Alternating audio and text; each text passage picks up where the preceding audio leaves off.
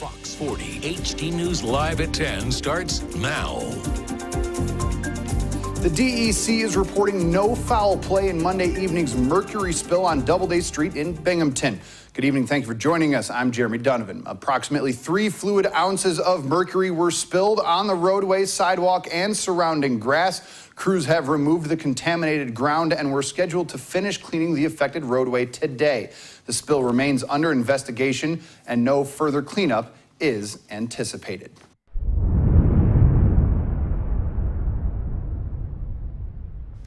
The fate of Almond Upton rests in the jury's hands. They must decide whether Upton's mental illness makes him responsible for the death of a state trooper. Fox 40's Molly Darrow has more. In his mind, he had a license to do it. In his mind, God was telling him to do this. In his mind, it made perfect sense. Lawyers for Upton argue the 62-year-old could not understand right from wrong when he struck and killed New York State Trooper Christopher Skinner. Because Al was manic. And that's agreed upon. Special Prosecutor Benjamin Bergman does not dispute Upton's mental illness. Bergman does argue Upton should still be held accountable for his crime. Anyone driving this vehicle at 93 miles an hour and taking out another human being knows they are going to kill them. Bergman says the defendant knew the wrongfulness of his actions. He knew the cops were coming for him. He tells Trooper Ostrander that he knows why he's being detained, but he killed somebody. After more than 2 weeks of testimony, the defense told jurors it's not a matter of if he did it, it's a matter of why. There's no reason for it. It doesn't make any sense. Who in their right mind would kill him? If convicted for first-degree murder, Upton could face 20 years to life in prison. From the Broome County Courthouse, Molly Darrow, Fox 40 HD News. Deliberations continue Thursday morning. Upton is accused of running down Trooper Skinner on I-81 in Shenango in 2014. Skinner was conducting a routine traffic stop. Stay with Fox 40 through deliberations for the verdict. New tonight, an 84-count indictment against an Endwell man who prosecutors say was the kingpin of a heroin drug network last week.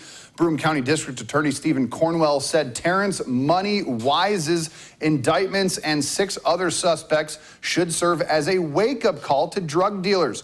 37-year-old Wise and 2 other suspects are the first people in Broome County to be indicted under New York's kingpin drug law. If convicted, they face a minimum of 15 years to life in prison. We warned them. We warned them multiple times, and we issue another warning today.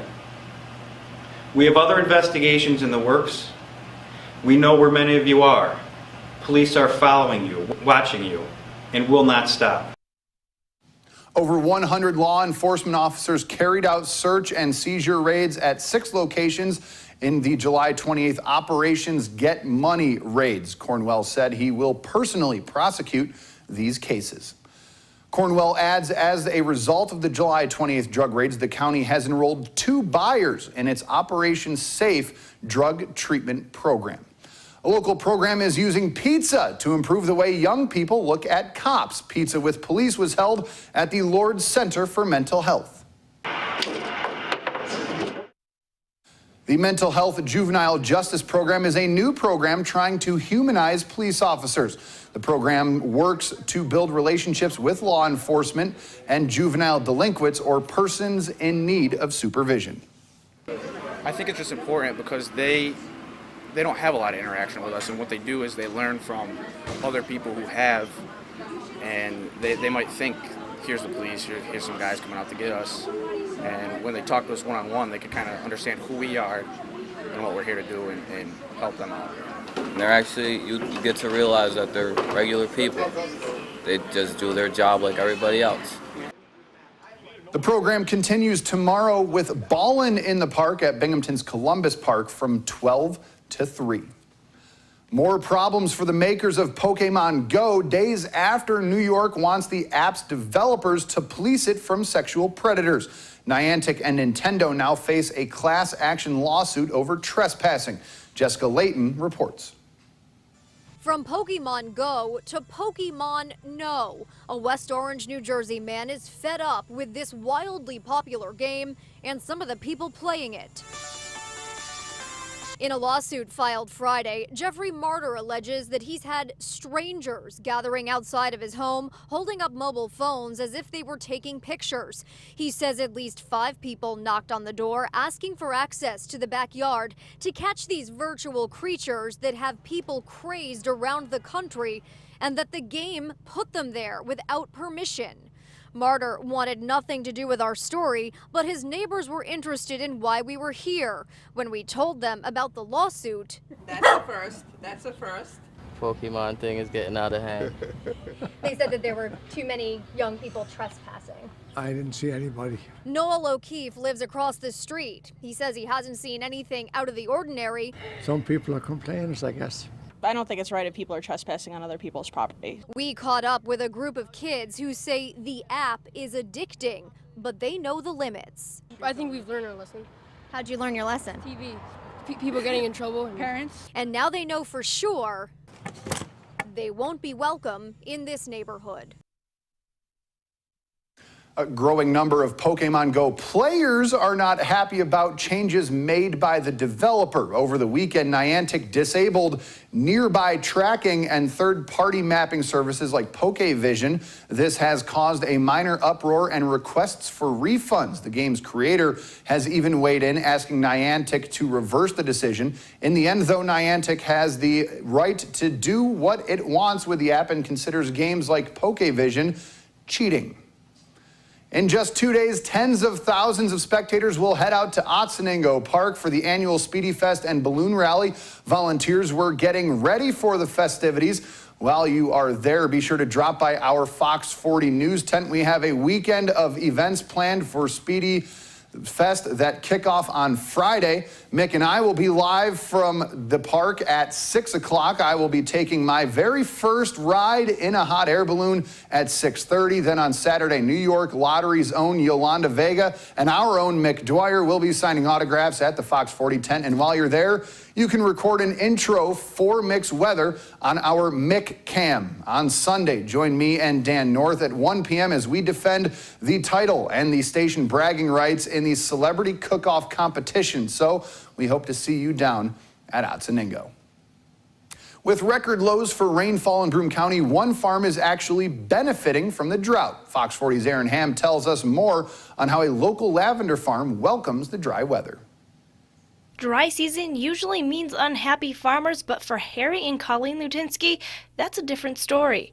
That's because their farm is a lavender field. Lavender actually does not do well in a lot of rain, and they do not like their roots being wet at all. So the drought, they're flourishing actually with the drought, and we don't need to water them. They just can handle it without the water, and they're doing very well. But with New York State's more on average moist climate, farmers like the Lutinskys have to plant the lavender differently. We actually plant it in sand and stone for drainage, so it doesn't get a lot of water around the roots. Lavender can also be used in a variety of ways, which make it economically more efficient for people to grow. We do sell fresh cut lavender or dried lavender. We sell the dried buds for people to use in crafts. We make heat packs, dog bandanas. We also sell lavender that you can use for culinary. These plants do much more than just smell nice. They also act as a natural repellent for foraging deer and pesky insects. And for those who are trying to repel mosquitoes and flies, simply take the plant, crush up the fresh flowers, and spread them on your arms and legs. I think more people need to be trying it for anxiety and for the insect repellent as a natural insect repellent. I think a lot of people are switching to the more holistic ways, and I think it can be really used for a lot more. In Appalachian, I'm Aaron Ham, Fox 40 HD News. Still ahead on Fox 40 News at 10, we'll tell you why one school's hair policy is sparking claims of racism, and find out our third and final winner of our Be the Star Facebook contest. Don't touch that remote.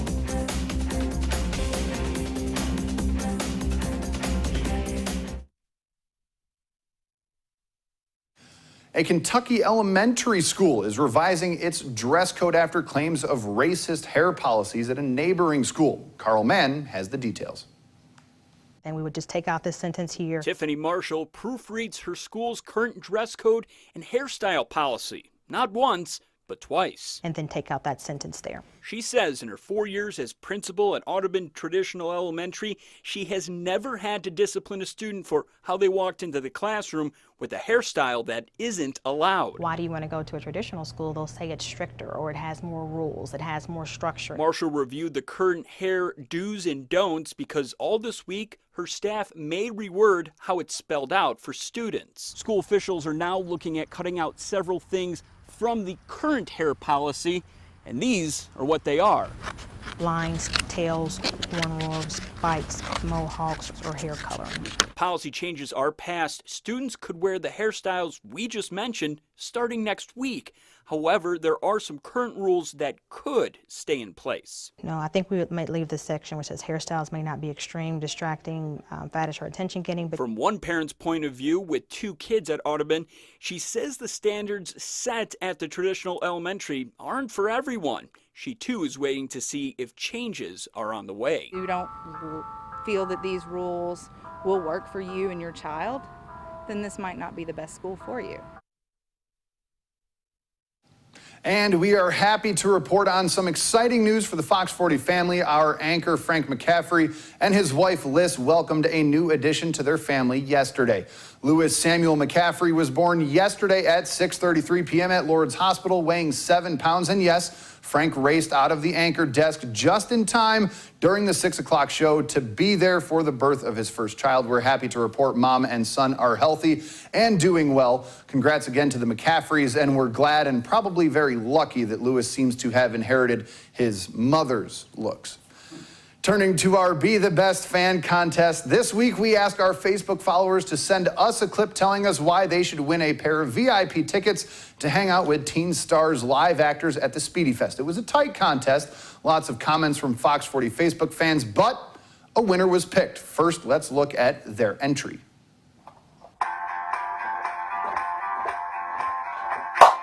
I've been waiting for a day like this to come struck like lightning.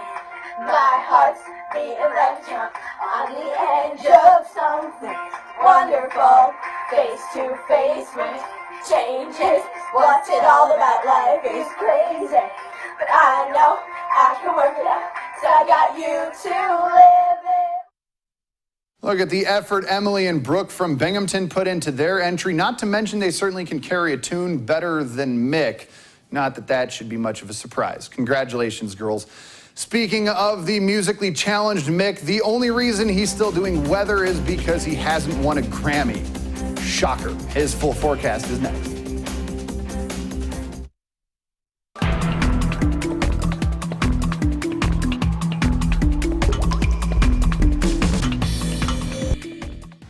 Hi, I'm Jacob Gallagher. I'm in 2nd grade, and I taught Mick some things about the weather.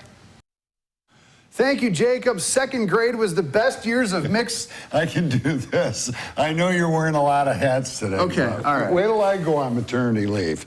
Besides, my clicker's bigger than his and cuter. A quiet evening, plenty of sun tomorrow, today, and Monday. But wait! Jeremy, that's you. Haven't I done enough tonight? Yeah, you've done a lot. Here's a fave. That 700-foot dual racing zip line. Okay, Jeremy, you got to do something now. Only I can anchor 3 blocks and still not work as hard as Mick Dwyer. In case you haven't got enough of me, I'm up next with sports.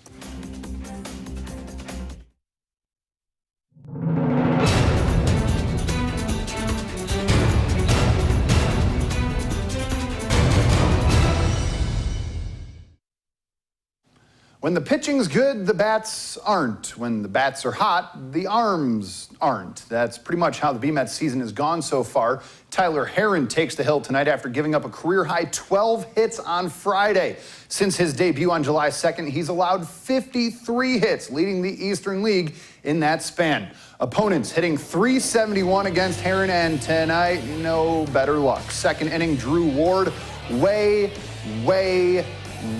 out of here. A 2-run bomb puts the BMets in an early 2-0 hole. Same inning, same misfortune. Rafael Bautista to short. Phillip Evans can't glove it, but the lucky hop to LJ Mazzilli.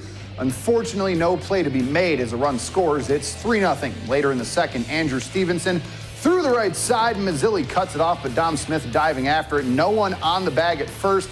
Another run, 4-0 Senators. Then in the fourth, Isaac Ballou with the bare necessities of a home run. 2 score on the blast, and the B-Mets drop another one.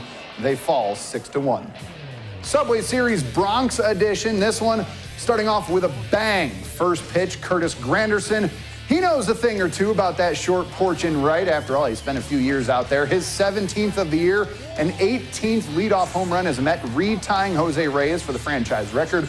Mets have a 1-0 lead. Later in the inning, bases loaded. James Loney drops one in center field. Neil Walker scores, and the Mets have a 2-0 lead. But the Yankees answer back in the bottom half, scoring early and often. Chase Headley going gapping. That brings home a pair, and we're all tied up at 2. Now we're tied at 3. Mark Teixeira at the dish, and Teixeira puts the load into this one.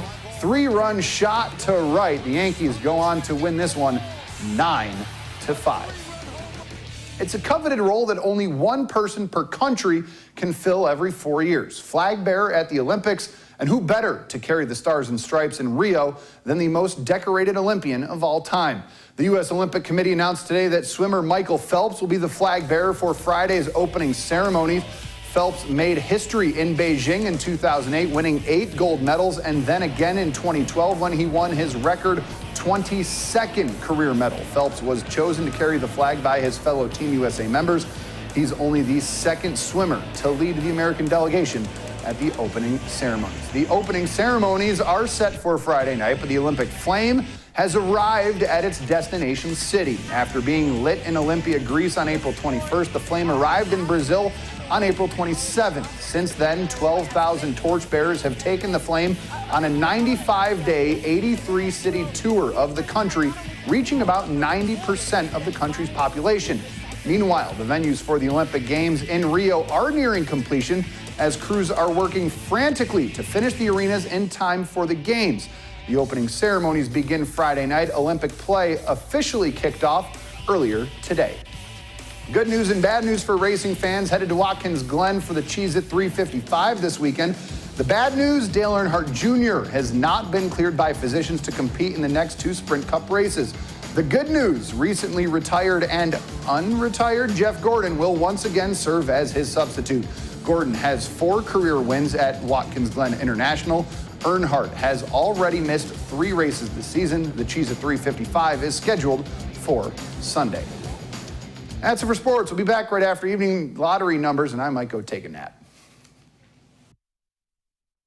Jeremy Donovan having a busy day. I wish I had your job. What did you do all day? Well, people say, what do you do for 8 hours a day, Mick? I look out the window. What am I supposed to do? Weather forecasting 101. All right, look, it seems you did such a good job. Do the day planner. Nice morning, nice day, nice night. Did I pass? Yeah, you did. Yeah, nice job. Thank you. Do we have a kicker? We have a kicker. Now, Mick, Friday, you and I will be at the Speedy Fest, and I get to go up in a hot air balloon, which looks a little safer than what this lady did. A Canadian woman decided to tie herself to a bunch of balloons and float in the sky like something out of the movie Up. It's part of a publicity stunt to mark the 150-day countdown to Canada's 150th birthday. This woman is a professional skydiver and was tethered to the ground the whole time, so don't try this at home.